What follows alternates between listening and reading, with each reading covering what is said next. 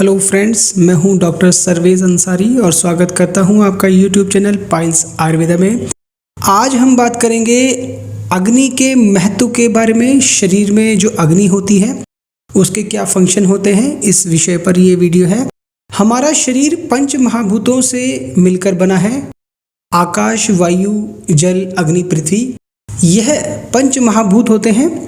हर एक महाभूत की अपनी अलग विशेषता व गुण होता है। फ्रेंड्स, जिस तरह से जल के बिना जीवन होना संभव नहीं है, ठीक उसी तरह से अग्नि के बिना भी जीवन संभव नहीं है।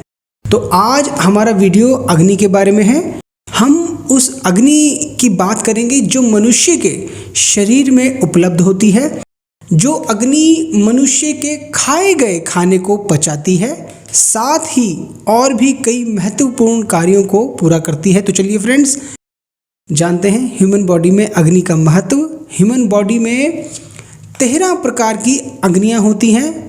5 तरह की भूताग्नि शरीर में होती है। पंच महाभूत आकाश, वायु, जल, अग्नि, पृथ्वी से जो अग्नि उत्पन्न होती है उसको भूताग्नि कहा जाता है। हर एक महाभूत की अपनी अलग अग्नि होती है। इसके बाद 7 तरह की धातु अग्नि होती है। ह्यूमन बॉडी में 7 धातुएं रस, रक्त, मांस, मेद, अस्थि, मज्जा, शुक्र, ये 7 धातुएं मानव शरीर में होती हैं।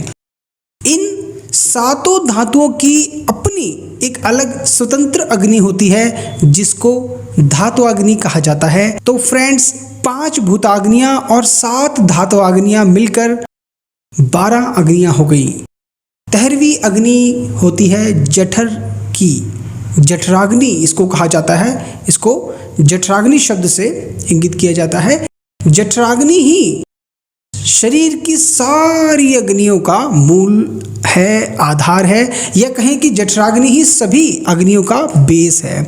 और सभी अग्नियां जठराग्नि से ही नियंत्रित होती हैं। जठराग्नि अगर प्रकोपित हो गई है तो बाकी 12 अग्नियां भी प्रकोपित हो जाएंगी। और अगर जठराग्नि अगर बैलेंस है, यानी कि समावस्था में है, जैसा उसे होना चाहिए वैसे ही है, तो शरीर की बाकी सारी अग्नियां भी समावस्था में होंगी। और अगर जठराग्नि मंद हो गई है, यानी कि स्लो डाउन हो गई है, तो शरीर की बाकी 12 अग्नियां भी अपना कार्य स्लो कर देंगी। ह्यूमन बॉडी की 12 अग्नियां जठर की अग्नि पर ही निर्भर करती हैं। अब सवाल दिमाग में ये आता है कि आखिर जठराग्नि होती कहाँ है? जठराग्नि का स्थान शरीर में आमाशय और पक्वाशय के बीच में होता है। जब हम खाना खाते हैं तो खाया गया खाना आमाशय में स्टोर होता है और जठराग्नि का स्थान है आमाशय के बाद और पक्वाशय से पहले। पक्वाशय होता है जहाँ पर भोजन का अंश का अवशोषण होता है और भोजन 2 हिस्सों में बंटता है। एक भाग रस बनता है और दूसरा भाग मलमूत्र का निर्माण करता है। तो यहाँ पर फ्रेंड्स, मैं आपको एक गन्ने की मशीन का उदाहरण देना चाहूँगा। जैसा क्या होता है कि जैसे गन्ने की मशीन आपने देखी होगी, जिसमें गन्ना जो है डाला जाता है, और जब गन्ना मशीन में जाता है तो वो 2 हिस्सों में बंट जाता है। एक भाग रस बन जाता है, दूसरा भाग जो है उसका फोटक जिसको बोलते हैं, जो वेस्टेज है, वो बन जाता है। तो वही जो कार्य है वह आपका पक्वाशय में होता है। तो पक्वाशय में जो खाया गया जो खाना है वह 2 भागों में विभक्त हो जाता है। एक भाग जो है रस बन जाता है और दूसरा भाग जो है आपका वेस्टेज बन जाता है, मल बन जाता है। अब आप खुद सोचिए कि जैसे कि आपने खाना खाया, आपने जो खाना खाया और वो खाना जो है खाया गया खाना डाइजेस्ट होकर के 8 घंटे, 10 घंटे, 12 घंटे के बाद मल का त्याग हो गया, शरीर से बाहर निकल गया। यानी कि जो खाना आपने खाया और वह खाना पच करके शरीर से बाहर निकल गया, तो वह खाना पीछे क्या छोड़ के गया शरीर के अंदर? तो फ्रेंड्स, वह खाना पीछे शरीर में छोड़ के गया रस।